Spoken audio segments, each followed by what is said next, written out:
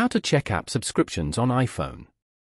To get started, first of all go ahead and open up the Settings application on your phone. Once you're on the Settings page, go to the top and tap on the section with your name on it. This will take you to your Apple account page. Now, tap on Subscriptions. This section is where all your current and past app subscriptions are managed.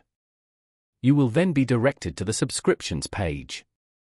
Any active subscriptions you have with various applications will be listed here. If you have no active subscriptions, this page will appear empty, as shown. You can also see your expired subscriptions here.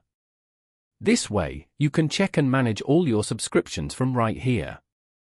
Following these steps, you can easily check your app subscriptions on an iPhone. Thank you for watching. Please leave a like if this tutorial helped you, or leave a comment below if you have any questions related to the video.